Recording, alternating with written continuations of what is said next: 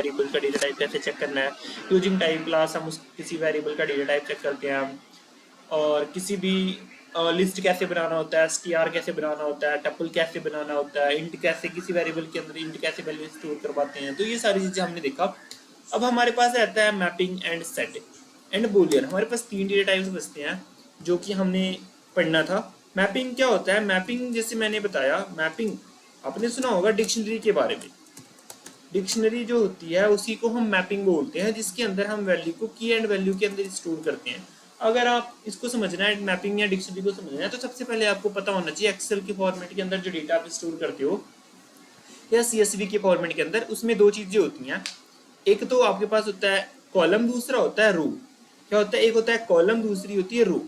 अब जैसे एक वार है, अब यहाँ पे हम क्रिएट कर रहे हैं डिक्शनरी, तो सबसे पहले इसके अंदर होती है की, उसके बाद होता है कॉलम, उसके बाद होती है उसकी वैल्यू।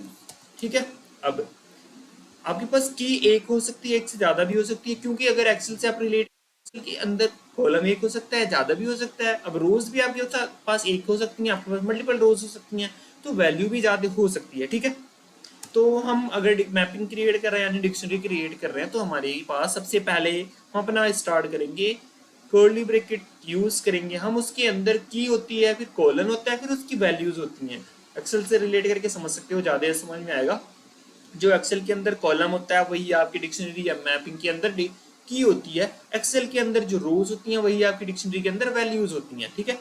तो अगला टॉपिक हमारा, अगर मैं इसका डेटा टाइप चेक करके आपको दिखा दूं, तो आप बोलोगे कि सर यार क्या ही पढ़ा रहे हो। ठीक है। तो इसका डेटा टाइप अभी के लिए आएगा डिक्ट।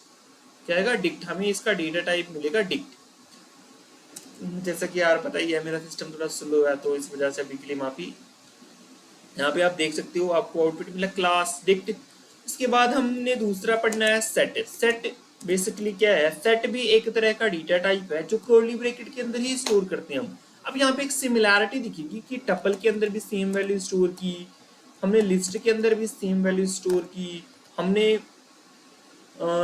टपल के अंदर भी, लिस्ट के अंदर भी, हमने सभी तीनों के अंदर वैल्यू को, सेम वैल्यू को स्टोर किया, जिसमें हमने इंट फ्लोट कॉम्प्लेक्स सारी वैल्यू को रख के हमने देखा, तो हमें कोई भी चेंजेस नहीं मिल रहा। सिर्फ एक चीज का चेंज आया, वो क्या है कि अगर टपल क्रिएट कर रहे हो तो पैरेंथेसिस होना चाहिए, अगर आप कोई लिस्ट क्रिएट कर रहे हो तो स्क्वायर ब्रैकेट होना चाहिए, अगर कोई सेट क्रिएट कर रहे हो तो आपके पास कर्ली ब्रैकेट होना चाहिए।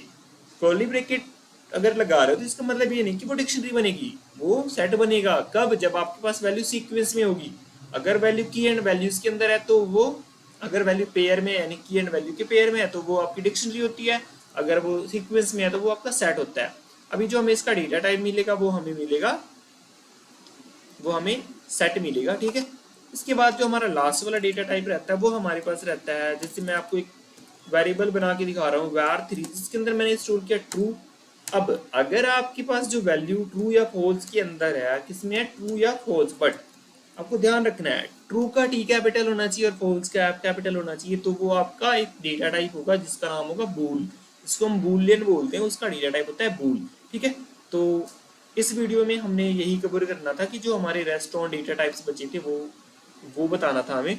आप यहाँ पे देख सकते हो बूलियन, बूल, ये सारी चीजें होती हैं। ठीक है। ट्रू या फॉल्स है तो वो बूल है, अगर वो की एंड वैल्यू के पेयर में है तो वो आपका डिक्शनरी है। तो ये सारी चीजें होती हैं। ठीक है। बाकी हम आगे की वीडियोस में आगे का कोर्स हम देखते हैं। ये जो हमारा पूरा सेशन होने वाला है, जो हमारा पूरा कवर होगा, इसमें हम बेसिकली पूरे पाइथन से, बेसिक पाइथन से लेके हम एडवांस के कॉन्सेप्ट तक जाएंगे, जिसमें हम एक्सेप्शन हैंडलिंग, फाइल हैंडलिंग, सारी चीजें कवर करेंगे। तो घबराने की बात नहीं है, बिल्कुल बेफिक्र होकर पढ़ो आप।